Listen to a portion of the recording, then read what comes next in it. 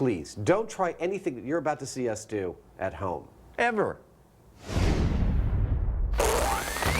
On this infectious episode of Mythbusters, we blow the lid on those sensational viral videos. Are you ready? I'm ready. Let's do it. Can you believe everything you see on the net? It's scientific!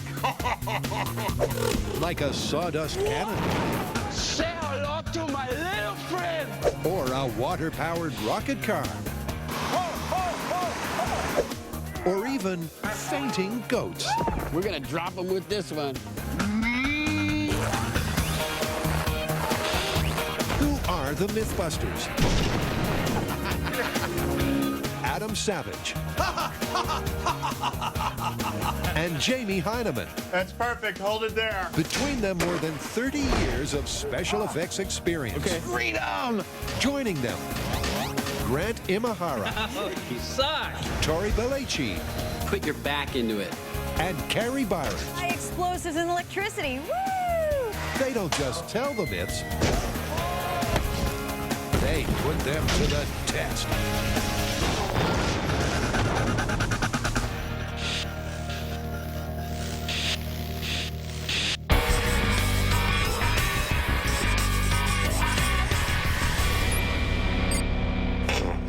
What are you doing? We've got work to do. I'm checking out some viral videos for our viral special. Viral videos. What's that?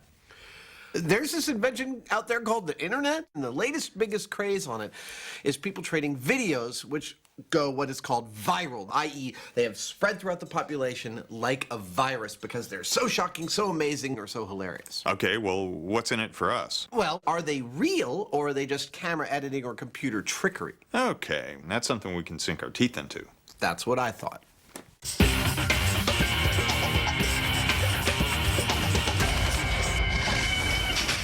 I think I've got one. Yeah? Does 10 million hits count as a viral video? I'll say. What do you got?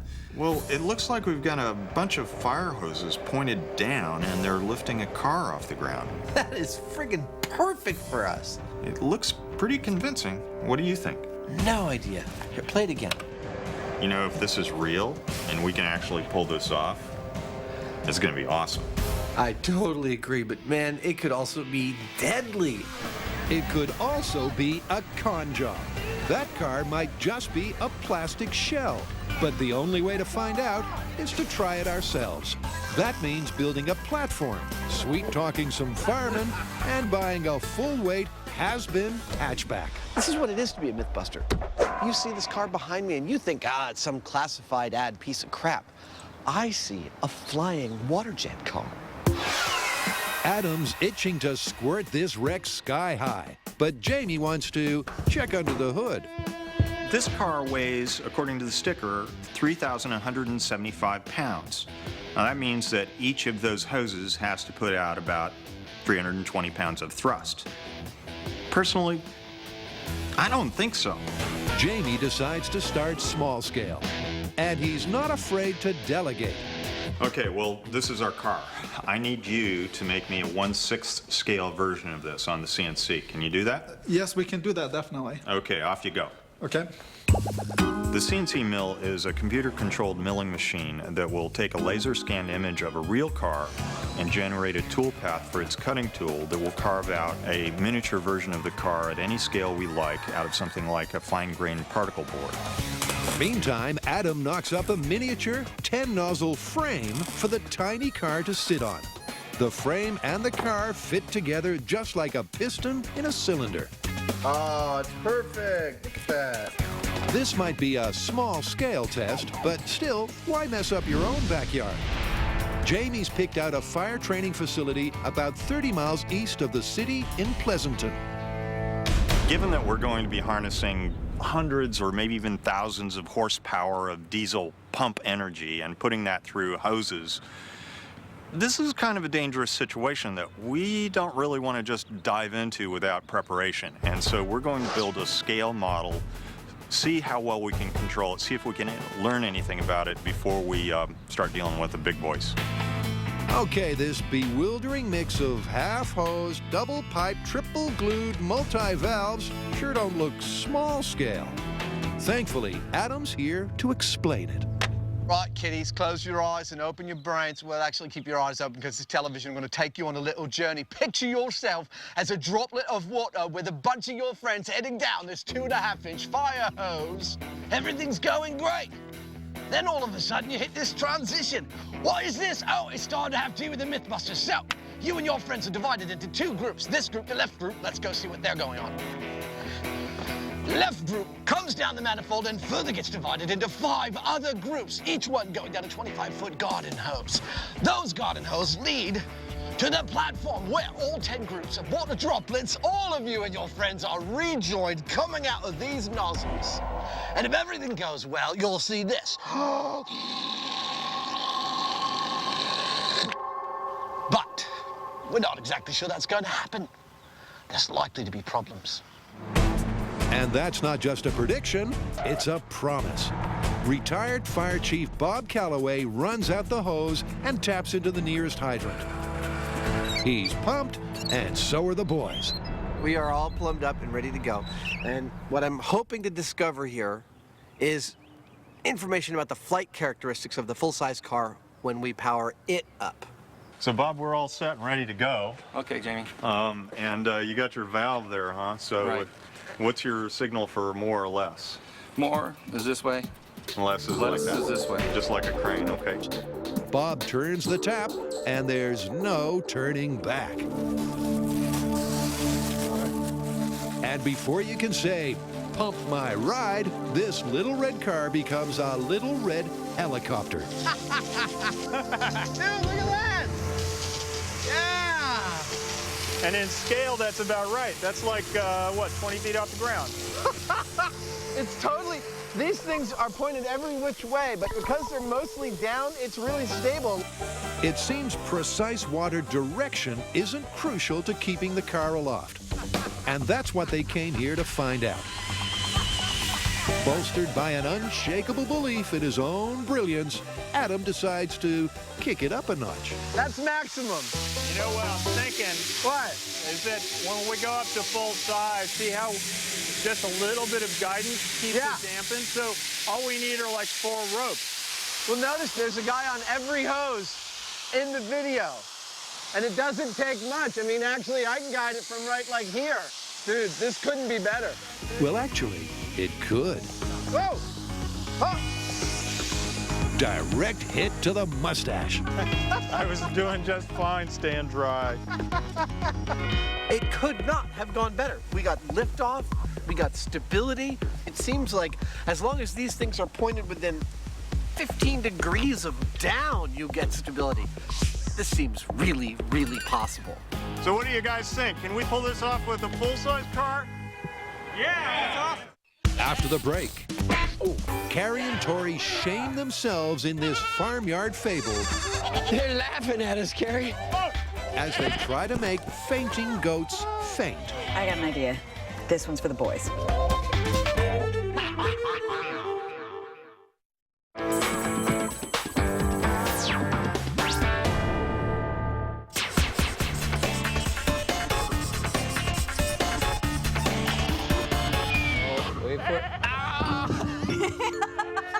I've seen this footage so many times, it just gets funnier. Now, apparently they're fainting goats. I mean, this is a news story. But have you ever heard of any animal besides a human fainting? No, and in fact, some of our fans think that this is just a hoax because this footage is so weird. Well, you know, there's only one way to find out. All right, let's go see for ourselves. So Carrie and Tori hit the road to confirm or confound this possible fraud once and for all.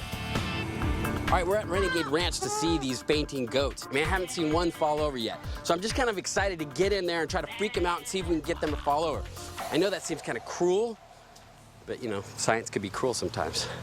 I have seen this internet clip so many times because it cracks me up. Do goats actually faint?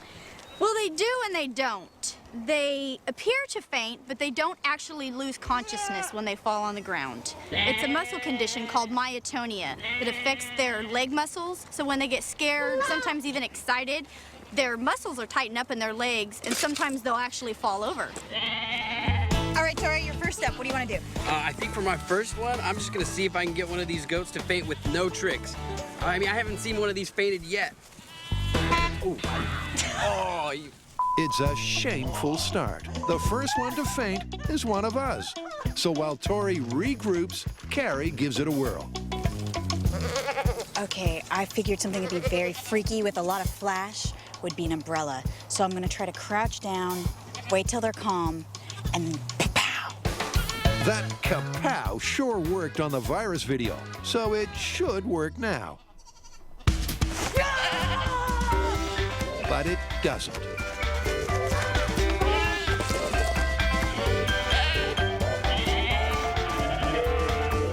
They're laughing at us, Carrie. They mock us. I don't think it's as easy as I thought it was gonna be. Every failure to faint casts more doubt on this viral video. But Tori needs to prove that he's smarter than the livestock. I'm thinking maybe I'm gonna lay down in that trough right there. Cover me in hay. Christina supplies the hay as Tori's wrapped and interred inside a straw sarcophagus. Let them come up to the hay, eat for a little bit, and then I'll spring out and see if we can get one of these guys to faint. 5 long minutes later, Carrie calls in the strike. All right, Tori, go now. Not one? Not one. You kidding me? Dude, that would scare the heck out of me. I can't tell you how frustrating this is. I mean, they're called fainting goats. We can't make a fainting goat faint. Seriously. But enough bleating. Let's bring out the big guns. Oh, these techniques don't seem to be working very well. I thought these goats were supposed to faint like that. I got an idea. This one's for the boys. The boys don't know it, but they're about to enjoy their first, and probably last, Bucks party. All right, Carrie, these are the male goats. What's your technique? You ready? Yeah.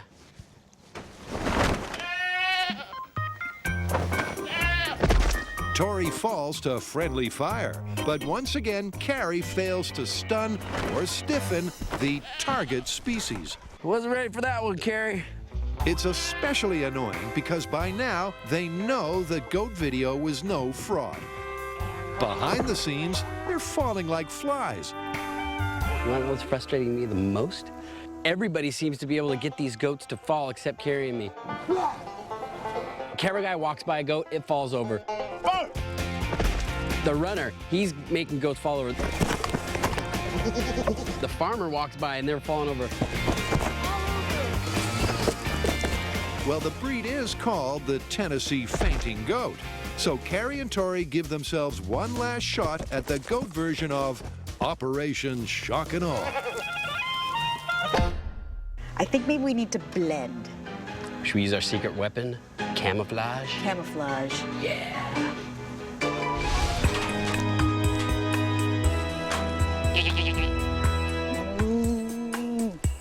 Looking like rejects from a Wizard of Oz revival, Tori and Carrie stalk their prey. I don't know about the goats, but I think the cow's getting kind of excited.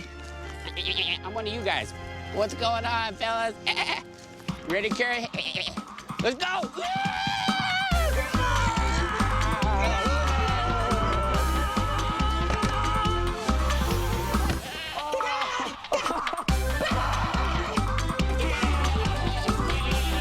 Got him. Totally worked. Yeah, we got a few. I got one over there. It won't work every time on every goat, but we've seen enough to prove that this video virus is the real deal. They really can be scared stiff. I am so convinced that this works. It actually doesn't take that much. You just have to know what you're doing, which we obviously don't most of the time.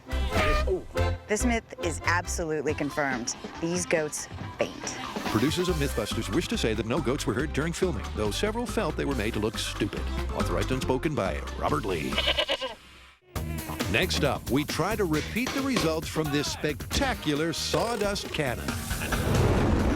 While Jamie discovers that testing can be traumatic.